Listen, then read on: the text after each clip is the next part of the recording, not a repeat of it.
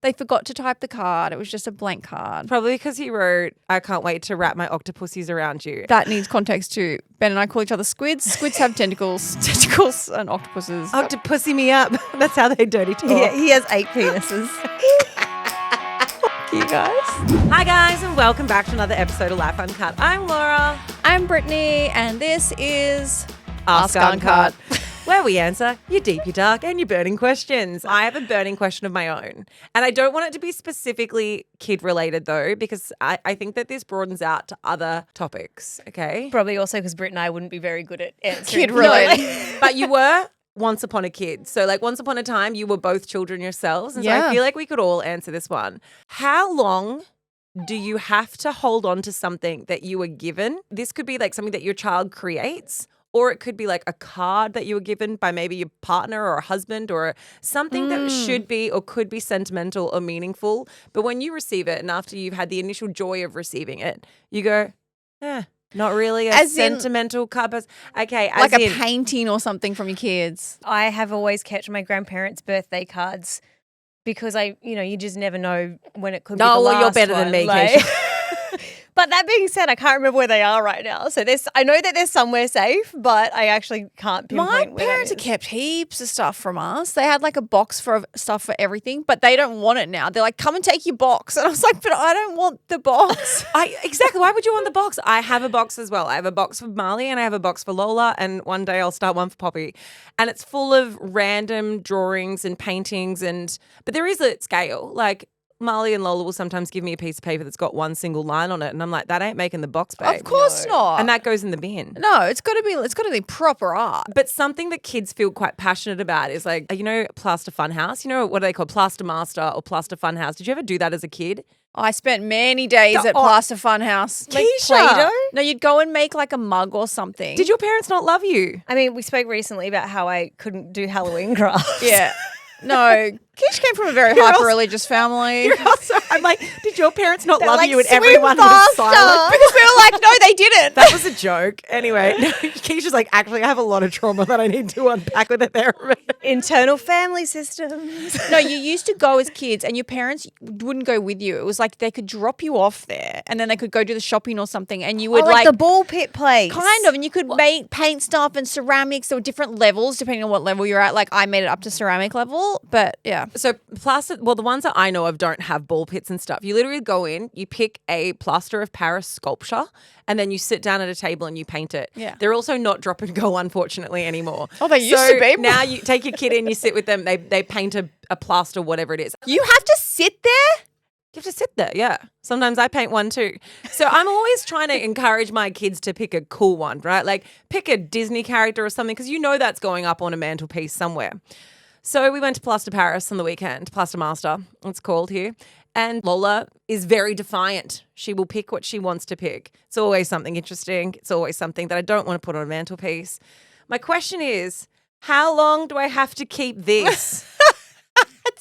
What is this, a burger? It's like a cupcake burger. It's a fucking cupcake burger. It's really big. It's painted well. Do you know what she's done well? That lettuce, that cheese, I can tell exactly what it is. Yeah, she did a great job. And she handed it to me with such pride. And I was like, it's now just been kicking around the house for a week. I've been moving it to different locations so that she might forget about it. And eventually one of those locations can be the bin.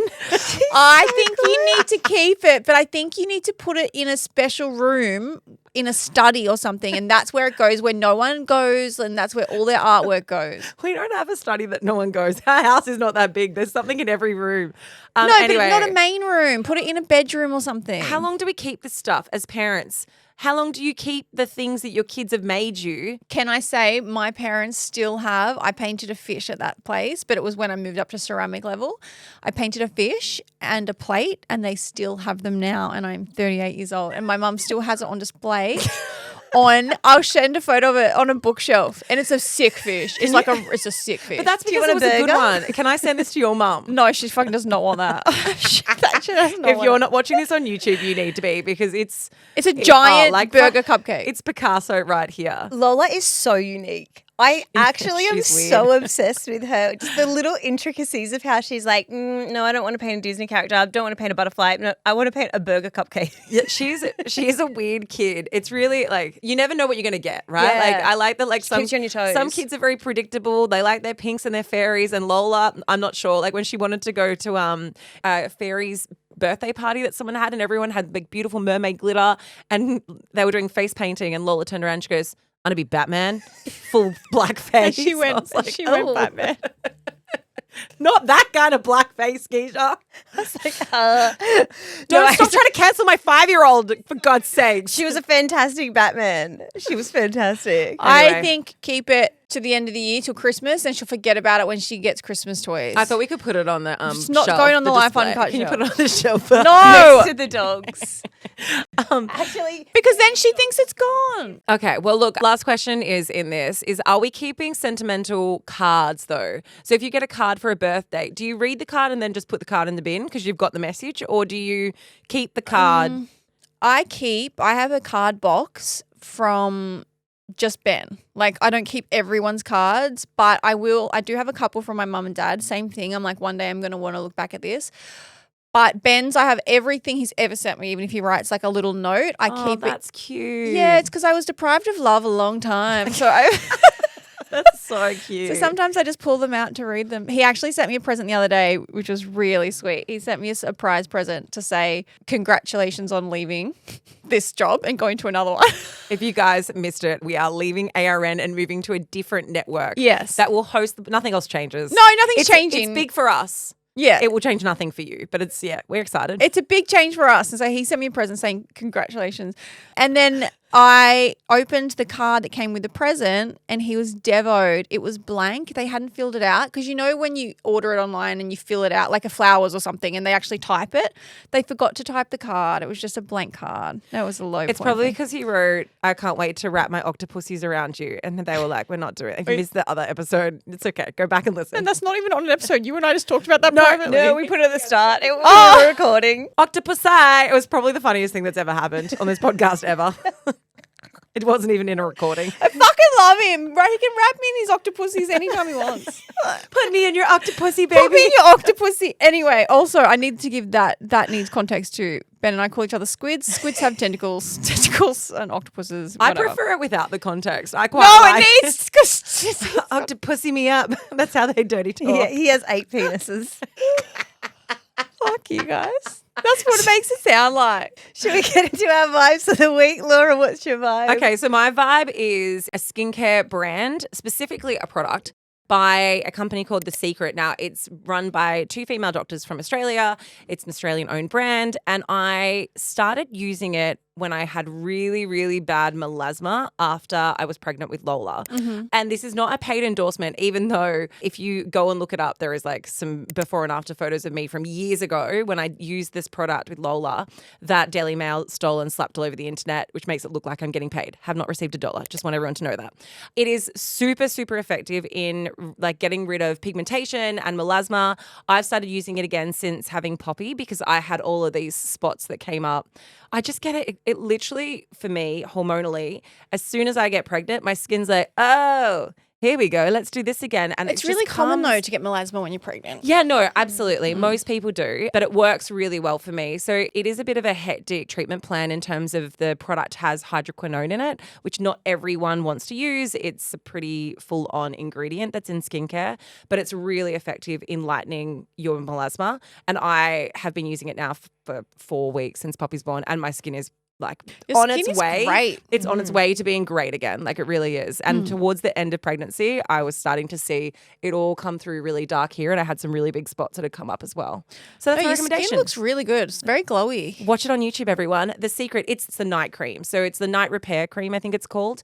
That's the one specifically that has hydroquinone in it. You've got to go really slow. I think I use it like once every 3 days for the first week. Then I go to once every 2 days. Then I kind of build up. But yeah, I unless you have very sensitive skin, I think it's amazing.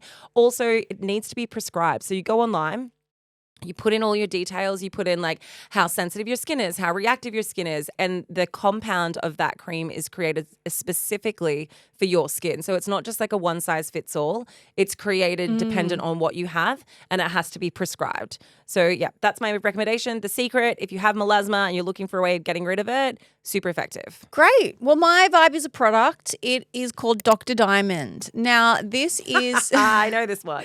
It's $40, $39.99. You just get it online, and it looks like a pen or like it's the length of like an eyeliner. I guess pen's the same thing. It does look like a pen. It's like a pen, and it's just literally clips off, and it is just that, a diamond cleaner. Not just diamonds, but jewelry. It has the product in it that you just paint onto whatever jewelry you want to give it like a shine. You sit it on there for a couple of minutes, then you wash it off. It's so simple, and it actually genuinely really works. So for me, I obviously have just gotten married. I've obviously just got married. I got a very nice diamond ring, but I never take it off, and it gets filthy, makeup and moisturizers. Mine has the most disgusting film underneath it. Just this, even like sun creams, like just that grease that goes on there. It's like, but you don't. The thing is, you don't know your jewelry's dirty until you've cleaned it, and then you're like, oh wow. It's like your car. You don't realize until you're like, oh wow. No, I realize. I just can't. can't. Yeah, my car looks like there's a small family living in there. I'm really dying for someone to come and clean my car for me. I can't bring myself to do it. But anyway, so that's it. It's Dr. Diamond. I just have mine. I think it's in my bag right now, my handbag. I just carry it around with me because it's so small and it's something you don't really think about. But you buy one off for $40. It lasts so long. Yeah. Okay, my vibe this week is actually a cookbook / an Instagram account. It is by Christian Petrarca. Now, I am an NRL bogan, but I am told I like the AFL, and I'm told he is a very good AFL player. So he played for Melbourne. He's moving up to the Gold Coast. But he has an Instagram account called On Track, but track doesn't have a K. So it's like TRAC. And it's got like 550,000 followers. But he actually released a cookbook quite recently. And what I really like about his meals are that they're quite healthy, but they're also really easy. So there's this one section of the cookbook. This is the exact same thing as when I vibed Nagi's cookbook. It's called One Pot. And I love the one pot recipes because you just put everything into the one pot. So there's like really minimal cleanup, which I'm all about. One pot, Key? Like I'm all about the minimal cleanup. I think that the one pot recipes have so much flavor and they're really, really good. So they're the best. Yeah, I think they're fantastic. The cookbook's only $29. You can get it from like Kmart, Amazon, Target. I'm sure you could get it through, the links on his Instagram. I've actually been following his Instagram account for like quite a while now, and I've been using a lot of the recipes from that. And that's why I ended up just getting the cookbook, because sometimes it's just easier to have the physical copy in front of you. And I really like it. It's got like some health stuff towards the front, which I obviously just skipped straight past and went to the one pot. But he's Italian, so a lot of them are like Italian-based foods if you're into that stuff. Delish. Amazing. Yeah. I love that record. Yeah. So it's On Track by Christian Petrarca. And as always, the links for our vibes will be in the show notes of the episode and also on our website. All right, let's get into the questions. Okay. All right, question number 1. Can you look through your partner's phone? Yes. Now wait, I know this sounds basic, but hear me out. Okay, hear the question out. I've got a bit of a moral dilemma, and I'd love to know your thoughts on this. It's about whether it is ever okay to look through your partner's phone. And more specifically, does it change things if what you find actually proves that they've been unfaithful or untruthful? Amen. Yes, it does. No, wait. Now, I've never been the kind of person to snoop, but recently I found myself in a situation where my gut was screaming at me that something just wasn't right. I didn't want to be that person, but the curiosity and the need for reassurance were eating away at me. When I finally looked, I found that my partner had been deceitful.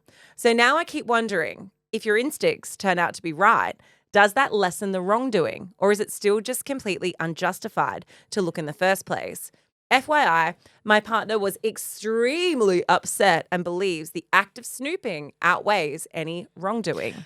Oh, the classic gaslight and deflect. It does depend on what the wrongdoing was. Like, I mean, did he cheat or did he lie about going and getting ice cream on a Friday afternoon? Like, you've got to know what because everyone has a right to a level of privacy. Yeah, but her gut instinct being correct isn't, I knew he got that ice cream. That's not what it is. But it could be. We don't know. We don't know.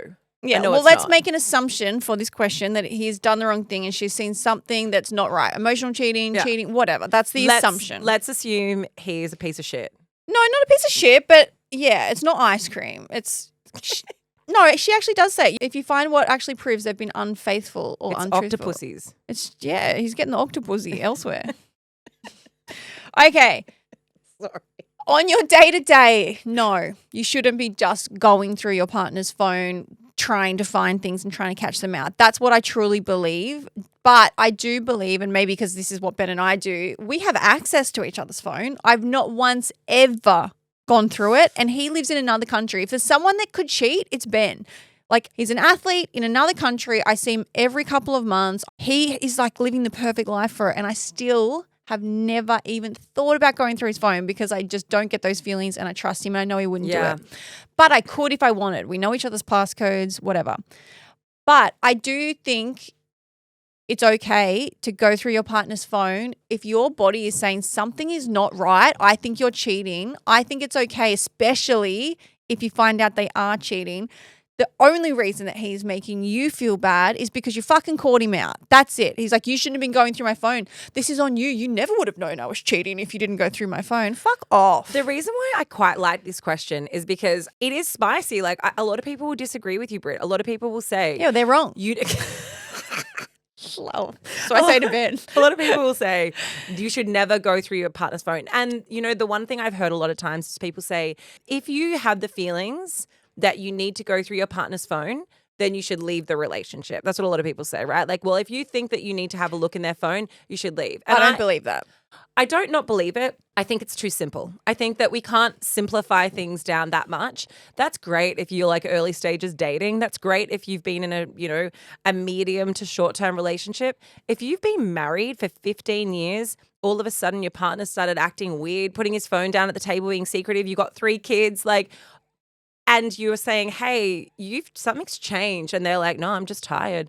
Just got to work long hours at the office. Like, that's a really hard thing to turn around and say to someone who's like in their 50s and has had a long-term relationship. Hey, if you have those feelings that you want to look in your partner's phone, you should leave the relationship because that's a you problem. The reason I don't think it's so black and white too is because sure, it's a you problem, but that doesn't mean you need to leave. Often if you're feeling the need to go through someone's phone and there's no problem, that's because you're still trying to work out your trust issues. That could be something that you have brought in from another relationship. It doesn't necessarily mean that you've gone, oh, I'm going to go through and see if something's wrong. Oh, fuck, you need to leave that relationship. Like, I don't think it's so black and white either. I think people can oversimplify and then demonize the person that wants to go through the phone, right?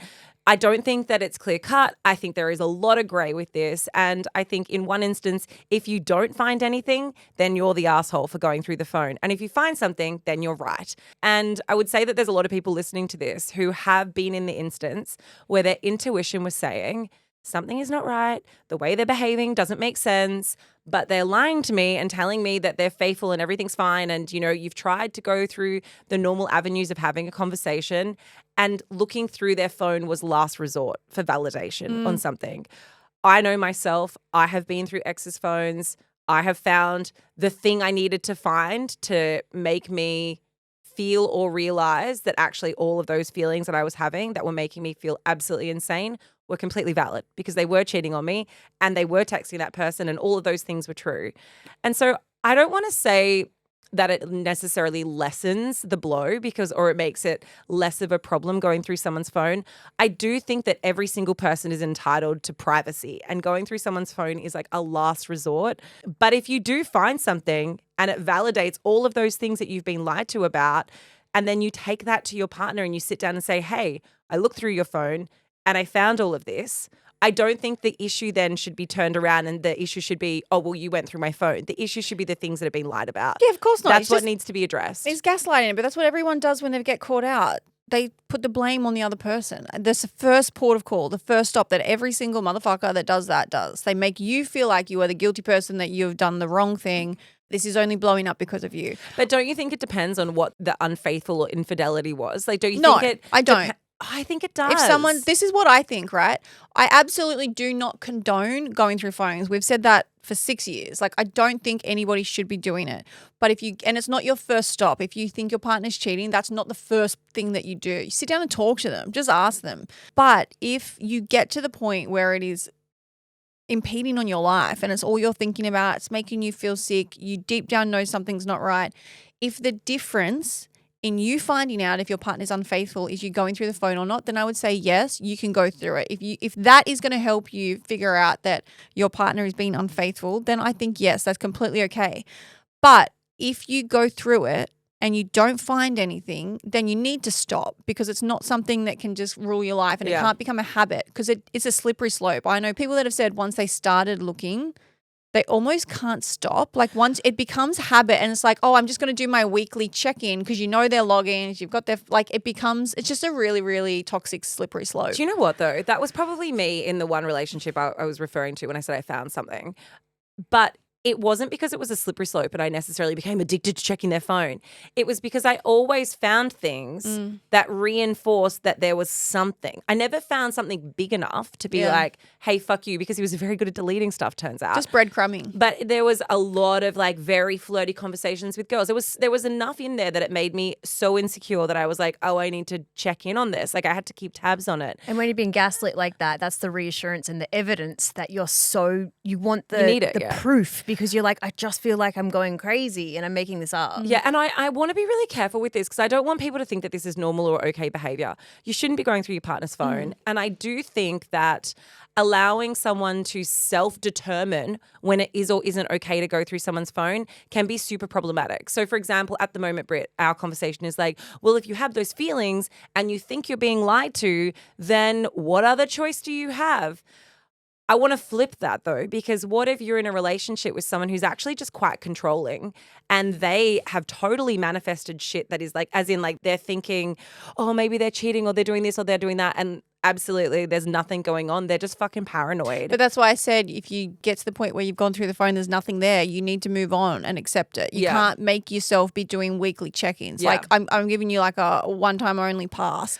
Yeah, well, my situation was more so that like I would find the flirty messages, I would find things that kind of gave me 50% of what it was that I thought was going on, but I just didn't believe it. He was always able to like explain away. And then he would say, don't worry, like my phone, you can look through it. And he kind of was really open about the phone situation.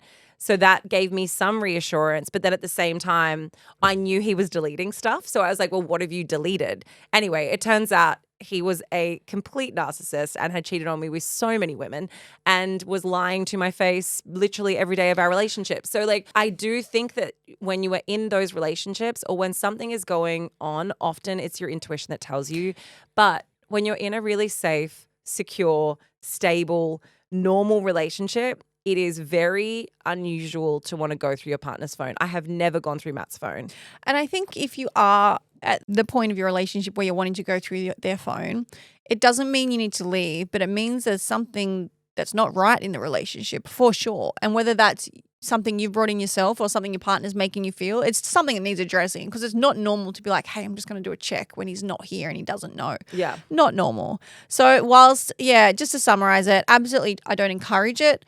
I don't think it's right. I think if you're in a long-term relationship, I think it's normal to have access to your partner's phone. Maybe that's not everyone. Everyone has different things in their relationship. Obviously, the access isn't like free reign. It's just in case you need something, or it's there if you need it. But it doesn't mean you pick it up as a sport and just like scroll through their phone. Yeah, I think in this case, he is gaslighting you. He's upset and he's telling you your snooping outweighs his infidelity. It absolutely does not. Your snooping does not outweigh what he has done, because if he didn't do it, you wouldn't have felt the need to do what you've done. So it's a cause and effect. You are not in the wrong. What you do with that information now and how you feel is up to you, because we don't know the level of what's gone down. But yeah, I'd be having a really good think about that relationship. Yeah, I know. And the reality is that if you're in a long-term, happy, committed, stable relationship, there shouldn't be anything in their phone that sparks alarm bells. Like, I know you shouldn't have to pick up their phone, but if you did, there never should be this issue of like, oh, you stumbled across something you shouldn't have, because there shouldn't be anything to stumble across. Matt can go through my phone any day of the week. I could not care less. He can read every single message in my phone. I mean, it would be weird if he felt like he needed to, and I do think I'm entitled to privacy. But if he did, I would be like, hey, let's talk about why you're feeling so insecure, rather than being like, how dare you go through my phone? That would be my reaction. So I do think, I agree with you, Britt, the gaslighting is the issue here. Yeah. All right, next question. Question 2. My best friend had a baby and expects me to offer to take the baby when I'm child-free. I wrote this. Did you? No. You probably did. No. My best friend had a baby this year, and suddenly I'm public enemy number 1 because I haven't, quote, offered to take the baby for a few hours. I have told her multiple times that I'm happy to help, just tell me when. But apparently she shouldn't have to ask. look, I love her, but I work full time. I don't want kids, and I'm not exactly out here craving baby cuddles on my day off. Am I supposed to just show up and be like, hey, surprise, hand me your child? Am I a bad friend, or am I just child free and confused? Your friend sounds like a punish. I mean, I don't want to actually, I shouldn't say that. That's probably a bit harsh. She might be going through something. She might be having postpartum depression. She might be really struggling. That is not normal to expect that your friends are going to just show up and take your baby. Yeah. Also, not everyone wants their friends to show up and take their baby. Like Especially unannounced. That would give some people anxiety. I do not think you have done anything wrong. I think it is an unfair expectation that she just expects you to show up without asking to take her baby. And if this is not her normal behavior, I would question whether she's not okay at the moment, because I think that that's pretty unfair and unrealistic. Yeah, and I mean, that's good coming from you, Laura, because you have kids. So I don't have kids. It's harder for me Brittany, to why don't you show up at my house and just take my baby? You would be like, fucking, what are you doing here? Like, why are you here? Do you know what? Are you doing? I actually think you've done everything right, because Yeah. you said you've offered to take the baby for a few hours, which I don't think that's an empty offer. I think you've genuinely been like, hey, just let me know when and how and what, and I'll come and help. Are you going to do that every day on your day off? Of course you're not going to. Like, it's not your child. You haven't had a baby. Your friend has had a baby. I think it's important you be there for it, but I genuinely think that this is on your friend. You've done the right things. You said multiple times you're happy to help. The shouldn't having to ask part and she should just turn up is a bit strange for me, because most people wouldn't want someone to turn up at their house and just say, surprise, I'm here. Not when you're in the depths of it. I mean, maybe some people do. I don't know. But I think more people would want it planned around feeds, planned around sleep, so that you can actually optimize the time that you're going to be away from the baby. Look, I get it. I think that we have this romanticized version of friendship in terms of like, maybe she did really think I'm going to have that sort of village around me where my friends are just going to pop in and like take the baby, and I'm going to be able to go and have a shower and like, I don't know, have some self-care or go for a walk or whatever. Like, some people do have that in their lives. And that works really, really well for them. But I don't think it should just be assumed that that's what your friends are going to do, and that if they haven't stepped up in all of those ways, that they're then a bad friend and that they should be enemy number one. I think it's really important to support your friends when they've had a baby in different ways, you know, in checking in on them. But you don't have to support them in terms of like going to their house unannounced and taking the baby. I think that that is expecting a lot of the village. And unless you verbalize that that's what you need and really communicated with your friends that that's what you need, I think that that's an unfair and really high level expectation, which is why it makes me think maybe she's having a hard time mentally and she's struggling, because it seems a bit irrational. And when you're really fucking sleep deprived and you're super overstimulated and you're just exhausted, you do lash out in ways where you go, you haven't helped me. You haven't done anything. And it's like, oh, whoa. Well, you need a nap. So maybe that is where she is at the moment in her motherhood journey. Maybe she's really having a hard time. My question about this is like, you're talking about the village and showing up for people, like, and the expectations when someone has a child are a little bit, you know, personal. They can change based on each person. But I kind of ask, like, we've spoken about this in an episode a couple of months ago, and there was this quote that was like, you can't have a village without being a villager. And so how did that person show up for the other people in their life when they had babies? You know, like, what I'm trying to imply is like, she's seemingly got all these pretty massive expectations on you, but does she show up for you? Well, she's when child-free. you're well, but yeah, I obviously can't be with a kid, but like, is she the type of person who really shows up for you when you need it? And sometimes even when you don't ask for it and they still show up, then I would say that you probably do need to show up for that person a little bit more. And I know I've said it a few times, but I just want to reiterate it. I would approach this and make sure that she's okay first before you kind of lash out and be like, she's being crazy. I think more so checking in and being like, are you okay? Because like, if this seems like her behavior is very different to how she normally behaves, she very well may not be okay and may not even really realize that she's struggling so much. Because yeah, like and everyone's different. I would never expect someone to just show up and take my kids. Take all three of them. Take them all. Do you know what I don't it want is too? It actually depends. Like, I'm thinking about it a bit more. And this is extreme situational, but it depends if like Did she enter this, your friend enter this motherhood journey with a stable family and a stable partner and security? Did he decide to fuck off and leave at the last minute? Was there a breakdown that she didn't expect? Has she been really lumped on her own? Is she going through something else? Has she had family members that have passed away or going through something? It depends what's like in her life at that time as well. I think that really matters. But yeah, you haven't done the wrong thing, but I would just be doing exactly what you're doing, reiterating it and just checking in that she's okay. My husband sleep talked and now I think he has cheated on me. A few days ago, I had a sore come up down there and I mentioned it to my husband, who I've been with for 15 years. I put it down to stress and didn't think too much about it. That night, he woke me up, sleep talking, saying, "No protection. Big mistake. Big mistake." It's worth noting he does sleep talk about work a lot as he works in this really high stress job. Am I absolutely nuts for worrying that this has something to do with me saying I had a sore down there and now he's sleep talking about it because he's done the wrong thing and cheated and now he's worrying about it in his sleep? He has never cheated on me before that I know about and we've never had issues in the past, but I just can't shake this feeling. The term no protection in his sleep talking has really thrown me as it is such a randomly specific thing to say, especially after I have told him that I have a sore down there. Please help. Am I overthinking this? Is it weird? Also worth noting, it's not like a visible blister or sore, just a really sore spot on the labia. I need to know the husband's job. Does he work in construction? I was going to say, is he like a construction worker and someone's just like, no protection? Is he a scientist? He might have been insurance. He might be insurance. And he's like, what? We don't have a protection. Yeah, like, no protection. Yeah. I reckon a Bunsen burner exploded in his eyes and he's like, no protection. Big mistake. There are very few scientists use Bunsen burners outside of year 10 science. I am aware. It was a joke, but that's okay. I also think that even if he was screaming out another woman's name in your sleep, it doesn't mean anything. I have hooked up with so many people in my sleep, people that I don't know, people I've been disgusted by, people. You've hooked up with me in your sleep. No, I didn't. Yeah, you told me that once.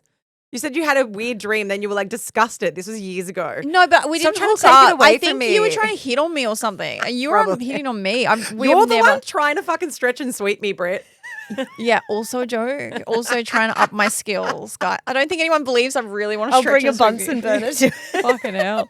No, but genuinely, like, sleep talking doesn't mean anything because what happens in your dreams, it's not real life. And it's like not I said, yeah. I've not cheated in my life, but in my dreams I have. It's not controllable. And sometimes it's with women, sometimes it's with men, people I don't know, people I know. I wake up disgusted. So even if I was yelling someone's name out, like whatever he's sleep talking about, I don't think you can say he's cheating because of that. Now, the spot on your labia. Let's talk about that. Yeah, that's a whole nother kettle of fish. That could be nothing. That could be something. I think either way, you should go to a doctor to figure out what it is because he'll be able to tell you pretty quickly if it's an STI. If it's an STI, then surprise, he's cheating on you. But it very well could be a skin condition, a rash, eczema, psoriasis. It could be an ingrown hair. It could be have rubbed on your G-string too much. It could be a multitude of things. If it's just a sore spot and we can only go off what you've said because you've said it's not an open wound. It's just a sore spot. Depending on what that means, like that is very subjective and that's open to interpretation. But your first stop shouldn't be like, aha! You sleep talked, you're cheating on me. It should be, hey, I'm going to go to a doctor and actually check out what this is because it'll tell you definitively pretty quickly. If it's an STI, you know where it's come from. Yeah, I would say that sleep talking is not the definitive factor in cheating. The STI is. Yeah. That would be a pretty clear indication. You can always have a conversation with him about this. It's not weird to say, hey, last night you said some pretty weirdly specific things in your sleep and it's, I don't know, it's made me feel a bit insecure. It's made me feel a bit worried. Like you can say that. You can talk to him about it. But I do agree with you, Britt. I think that it's not enough information for you to clarify or validate whether he has or hasn't. Do you know what it is though? It's two things. No here. protection is very, very specific. I would agree, but maybe Yeah, but also it doesn't mean anything. It doesn't mean anything. It's I think specific, but it doesn't mean anything. The two things here are you've said a few days I had a sore come up down there. The way you've said it and the fact that you've written it in means you don't really know what it is. It probably hasn't happened before. You're a bit unsure. Otherwise, you wouldn't have written it like that and you wouldn't have written in. And the second thing you've said is, I just can't shake this feeling, which means there's something else inside of you that is telling you that, hey, something might not be right here. And we go back to the first question we answered in this chat. When your intuition is raging, It doesn't mean it's time to rage. It doesn't mean it's right. Your intuition's not always right, but it means it's your body telling you from a multitude of things that have happened in your life, hey, something doesn't feel right. Let me investigate it. You don't just make up those feelings. Like if something is happening, something he's doing or saying or his actions to make you feel a little bit off. Then if I was feeling that, then I got a surprise sore on my labia, I would feel the same way. And I'd be like, mate, the math ain't math in here. Like, it's a really tricky one, isn't it? Because like we talk about intuition and like some people are intuitive and are correct and other people are just paranoid. And it's like, how do you know the difference between what the two are? Because I think it's just a feeling that's worth listening to. It doesn't mean you have to do anything with it, but it means you take a moment to sit back and be like, hey, let's unpack this intuition. Why do I feel like this? What's making me feel like this? What do I want to do with it? It doesn't mean you like get this feeling and you like pack up shop and leave, you know? Yeah. Or accuse someone of doing something that they haven't necessarily done. As a sleep talker, I live with constant fear. Okay, a lot of the shit that I've been told that I've said in my sleep, you wake up when people tell you, fuck, it's the most embarrassing thing in the world because most of the time you're like, firstly, I don't think that. I've never thought about that. It doesn't mean anything to me. And I also don't know what you're referring to. Like if I was to be woken up and told you said this weird thing about no protection, I'd be like, I don't fucking know. Like I was clearly having a weird dream. Like you often don't remember I'm a sleep talker too. And I remember like, for example, my brother Mitch is the most placid, gentle man. And I woke up, walked out to mum and dad and I was like, hey, if Mitch shoots me, can I shoot him back? Why would I say that? And they were like, well, no, Brittany. They knew I was asleep. No, Britt, 2 wrongs don't make a right. I'm like, are you sure? And they were like, yes. Went back to bed. It means nothing. It's like you cannot control what goes on in your subconscious. If Mitch gets shot, I would say look for Brittany Hockley first. If Mitch shoots me, can I shoot him back? They're probably like, you'd probably be dead. My only point of saying the sleep talking thing is that if you do question him about it and he acts confused and like he doesn't know, he's not necessarily gaslighting. He could be though. He could be, but it's not necessarily the case. If he's like, I have absolutely no idea what you're talking about. Because often, like I was a real sleepwalker, particularly when I was a kid and a sleep talker now that I'm an adult. I used to play my piano in the night. Like my parents used to come out and be like, get up and play. Yep. They had to like, I was really, really bad for sleepwalking and sleep talking and kind of having these unconscious, conscious experiences. And you don't remember, you know, like you have no recollection of what's happened. So if he's someone who constantly sleep talks, he likely will be similar to me. And like I'm told all the time that I talk shit and talk gibberish. You can't even get me when I'm asleep. It's like I keep talking shit. But yeah, so if that is the case, I just want to say that it doesn't necessarily mean he's lying to you. Yeah. In saying this, you're the one who brought up the fact that you have a saw down there with him.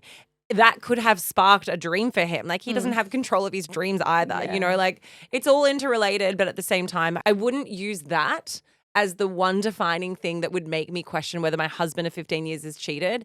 What I would use is, do I have an STI or not? And go to the doctor, get that checked out, and then from there you can have a conversation. But prior to that, and I think if it comes back that everything's A-okay and it's not a sore that you need to worry about, I would say it's probably one to let go. All right, last question. My friend shared private details that I asked her not to share. My brother recently went to rehab and it was very much in secret. No one knows except for his close friends who he chose to tell. I told my 2 best friends in complete confidence and one of them spilled the beans to some of my other friends. Despite me making it incredibly clear, absolutely you cannot tell anyone. This isn't the first time it has happened, as my same friend also let slip that I had done IVF with my husband. Now, my husband and I had decided to keep that a secret. He wanted to keep that private, but he said I could tell my 2 friends so that I would have someone to vent to and talk to about the process. I feel my trust has now been completely broken twice. Where do I go from here? Stop telling that friend things. Stop telling her secrets and stop telling her other people's secrets. Yeah, also, like you were the one, sorry, I know that someone's done the wrong thing by you, but your brother also asked you not to tell and you've told 2 people. If you didn't tell those people, they couldn't have told their friends. Yeah, I find the whole concept of secrets quite an interesting thing to unpack. Secrets do not exist. They don't exist. There's no such thing as a secret. They might be a sleep talker. Yeah. They might tell them in their sleep. Well, and the reason why I say this is because, like, if you have been told a secret and then you told one person and you're like, but don't tell anyone. It's out. You have to believe that that one person, no matter how trustworthy they are, how much you love them, whatever else, they will probably tell one person in the same way that you did. And especially when it's not your secret to tell. Like, this wasn't your story. This was something that happened to your brother. It didn't happen to you. I understand you're very close to your brother. I understand it probably impacted you in a lot of ways, but it's still not your thing to share with other people. And so you've then told one or two people, and then they have passed on as well. It's just like secrets just move like dominoes and Spread like wildfire. they really do, don't they? And I don't know. I mean, it's a shame because you probably want to feel as though you have people in your life that you can absolutely trust and that you can go to with this information. And I'm sure you do have those people. But it's not to say that, like, you know, people don't just – unfortunately – it is very common that when you tell someone a secret, it ends up being told to one or two additional people. It just does. The problem is secrets weigh very heavily on people. That's why they don't stay within one person. And people like to have human connection and shared experiences. This wasn't your secret to tell, but it's an experience that you're going through. Someone very close to you is in rehab. Like, that is something that you also might want to be able to talk to a friend about because it's still something you're dealing with. Yeah, and no doubt what your brother has gone through that has ended him in rehab has affected you and your family in many, many ways. Yeah, so I understand why you want to go and have those conversations with your friends. And I understand why you feel betrayed that they have gone and told people as well, because they have. For them, it's like, hey, my friend's brother went to rehab. Like, it doesn't – gossip. It becomes more gossip more than like leaning on somebody. So I understand the betrayal. All I would say is, yes, you can be disappointed in them.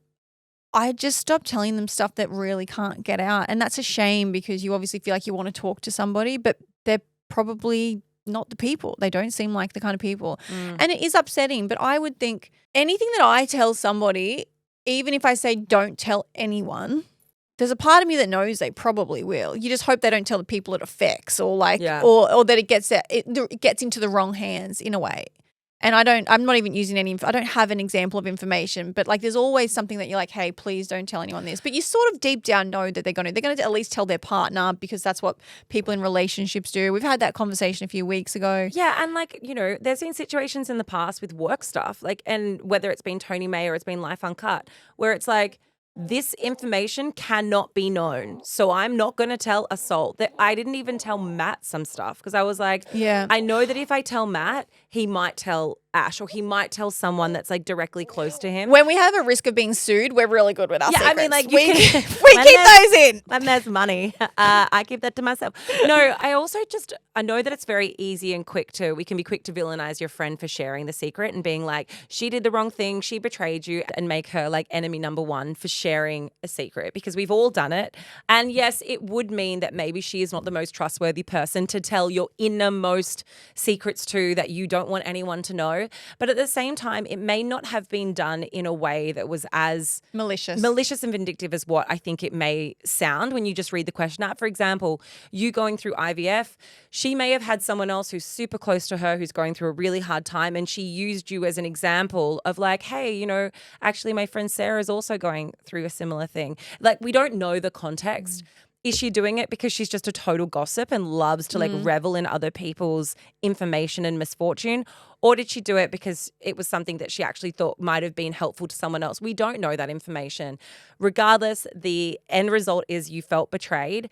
And the only outcome of this is choose the friends that are valuable for different reasons. She is obviously a great time. You obviously love her for so many other things. She's your best friend. Stop telling her your secrets. So like you can have that friendship and then reserve some of those really important things that you want to keep to yourself to the other person who you know isn't telling anyone. Like, I think you can have friends that have and serve different purposes. I don't think you need to cut her out of your life because she's done these two things that have really upset you. And we all have those friends. Like, we all have those friends where you know that they're the gossip. You know that they're the one that you can't you're like, if you want something kept, you don't tell that person. Like, everyone has that person in their life that you won't tell them until it's allowed to be out. Yeah, but I do understand why, if that's your best friend, that might make you question, is that someone who you actually want to have a long-term friendship with? And what I would say as advice to that is I do think that friends serve different purposes. You don't get everything you want out of that one person.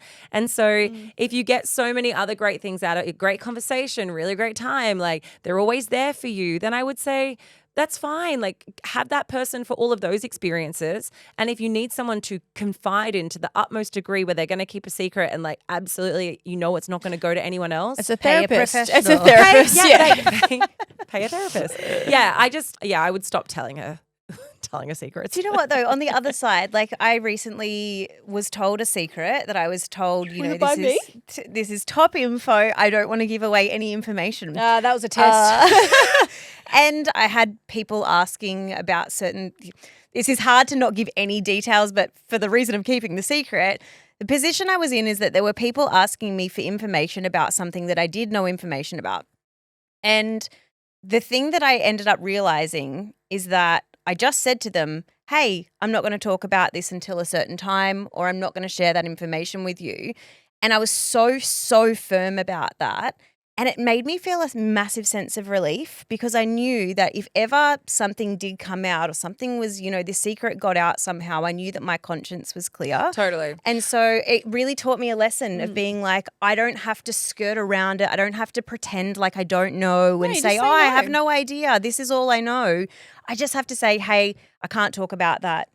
And it's easy. And I would agree with that if you're putting boundaries in place. But there are some people who would be the one to bring it up at the dinner table. Like they know, oh my God, no one knows this. But I want to be careful with this because I am sure that everyone listening to this does have someone in their life who they can absolutely confide in and is a rock and they feel is super solid. So they're probably listening to this being like, no, actually, there are some people who can keep secrets. And maybe we poll it. I would love to know. If someone tells you a secret, are you keeping it to the grave or do you have like one person that you tell? Everyone's telling someone at some point. No one's taking anything to the grave. I mean, a quick example of this is like I have one person in my life who I can tell things to and I know it won't go anywhere. She won't even tell her husband, right? Like I know that for a fact. It's a sore point in her husband and her relationship that she doesn't tell him things. I've got that one person too. So it's really nice. I think why the fuck aren't all three of us these people for each other?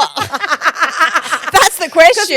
We You're like, I know this one person, so do I. Hello. It's not What me. is this? This obviously isn't a trust triangle. We work. Do you know what? The reason why is because we're talkers. We're talkers and that's it. I just don't know of anything that I we trust would need. you guys. to I trust you guys. Also, I trust you guys. I tell Ben. But that's what I mean. Okay. That's why you're not the person. No, that's what I mean. I'm joking. No, because I asked Keisha. Or you would tell Keisha. I asked Keisha the other day if I could tell Ben something and she said no. And I promised her I wouldn't. And I told him. And I.